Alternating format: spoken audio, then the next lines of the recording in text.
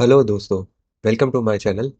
दोस्तों, आज हम जानेंगे कि जब 1 अप्रैल को मार्केट ओपन होगा ट्यूसडे को, तो सेंसेक्स और निफ्टी किन में क्या क्या इंपॉर्टेंट लेवल्स है और मार्केट किस डायरेक्शन में किस तरीके से मूव कर सकता है, हम उसका पूरा एनालिसिस करेंगे।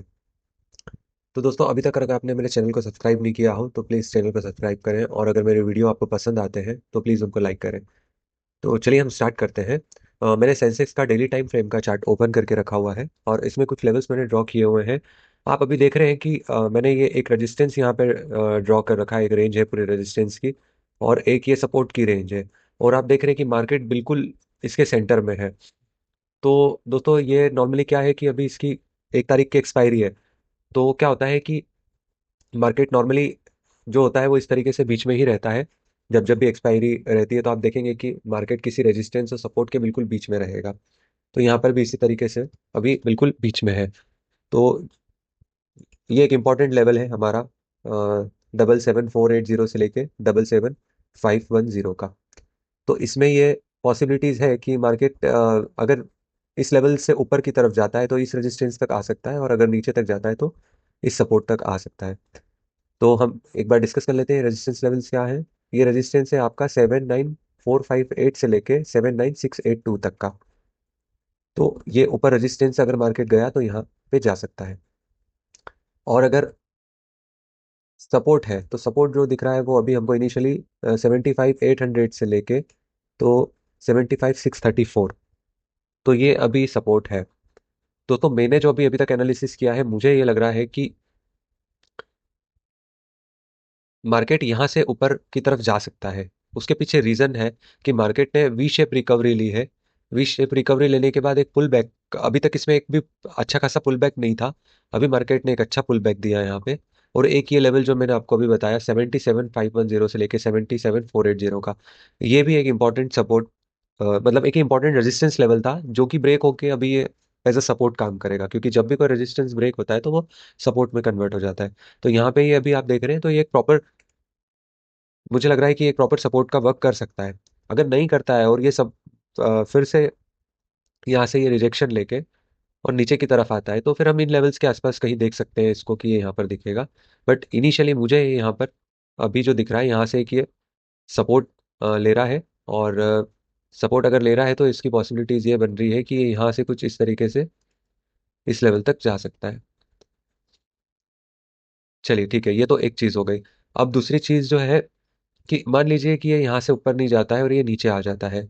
तो दोस्तों, एक ये बहुत अच्छा सपोर्ट है। अगर मार्केट यहाँ तक फिर पुल बैक लेता है तो डेफिनेटली हमको फिर यहाँ से बगैर सोचे समझे जो है वो एक अप साइड के लिए ट्रेड प्लान कर सकते हैं इन लेवल्स तक के लिए।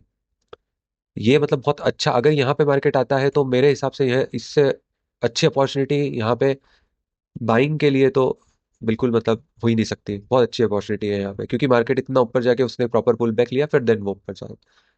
तो यहाँ से जो है सेंसेक्स बिल्कुल प्रॉपर एक पुल बैक लेके अगर यहाँ से वापस सेम डायरेक्शन को कंटिन्यू कर सकता है। तो हमने इसके दोनों सिनेरियो देख लिए कि अगर ये इस लेवल को नीचे की तरफ ब्रेक करेगा तो क्या सिनेरियो रहेगा और ऊपर की तरफ क्या सिनेरियो रहेगा। अब हम बात कर लेते हैं निफ्टी की। निफ्टी का मैंने अभी 15 मिनट पे कर रखा है, इसको मैं अर्ली टाइम फ्रेम पे कर लेता हूँ। तो आप जैसा कि यहाँ पे देख रहे हैं कि निफ्टी में भी मैंने कुछ लेवल्स ड्रॉ करके रखे हुए हैं, सपोर्ट और रेजिस्टेंस। ये रेजिस्टेंस जो मैंने ड्रॉ कर रखा है ये है 24,070 से लेके 24,112। और एक ये जो आपका सपोर्ट है 22,850 से 22,890। तो अगर आप सेंसेक्स और निफ्टी को देखेंगे तो ऑलमोस्ट दोनों अभी बिल्कुल उनके जो हमने सपोर्ट और रेजिस्टेंस देखे हैं एकदम बिल्कुल सेंटर में है। आप देख पा रहे होंगे यहाँ निफ्टी भी एकदम सेंटर में है। अगर इन दोनों को हम सपोर्ट रेजिस्टेंस मानते हैं तो इनके बिल्कुल सेंटर में है, और सेंसेक्स के भी यही हाल है। तो यहाँ पे भी हमको वही चीज करनी है कि हमको देखना है कि निफ्टी किस डायरेक्शन में मूव कर रहा है। अगर वो ऊपर की तरफ है तो ऊपर की तरफ इन लेवल्स को निफ्टी छू सकता है। नीचे की तरफ अगर आता है, ये दो छोटे छोटे मैंने लेवल्स यहाँ पे ड्रॉ करके रखे हुए हैं, अगर आप देख रहे होंगे तो 23,730 से लेके 23,790। ये एक इम्पॉर्टेंट, एक ये भी एक इम्पॉर्टेंट तो नहीं बोलेंगे बट एक ये भी एक रेजिस्टेंस लेवल है। और ये वाला एक आप देखेंगे अगर यहाँ से तो 23,430 से लेके 23,377। तो ये भी एक जो है वो आपका सपोर्ट है। तो अगर इस सपोर्ट को ब्रेक करता है बाजार, कुछ इस तरीके से अगर हम समझे, अगर निफ्टी ये ब्रेक करता है इसको यहाँ पे, तो हम इस लेवल तक के लिए बैठ सकते हैं। पहला टारगेट होगा हमारा ये लेवल कितने का है, 23070 का। तो ये पहला हमारा एक लेवल जो है वो 23070 का हो सकता है।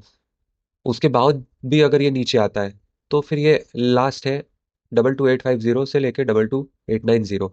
ये तो आपका एक बहुत ही अच्छा सपोर्ट है, वही जैसा कि मैंने आपको सेंसेक्स में बताया था कि ये एक सपोर्ट है, वैसे सिमिलरली निफ्टी में भी एक सपोर्ट है। और यहाँ से जो प्रोबेबिलिटी अगर मार्केट गया तो फिर यहाँ तक जाने की पूरी इसकी पॉसिबिलिटीज बनेगी। तो ये निफ्टी में भी ऑलमोस्ट सेंसेक्स जैसा ही कुछ बन रहा है। बट ये कहाँ से कहाँ जाएगा वो चीज़ हम नहीं बोल सकते, कहाँ तक जाएगा ये हम बोल सकते हैं, बट कहाँ से कब जाएगा ये हम नहीं बोल सकते। तो यही हमको देखना होता है और उसी हिसाब से हमको फिर ट्रेड प्लान करने होते हैं। अब ये इस तरीके से अगर मार्केट यहाँ से कहीं ये इस तरीके से ऐसा पुल में, तो फिर ये इस लेवल तक आ सकता है।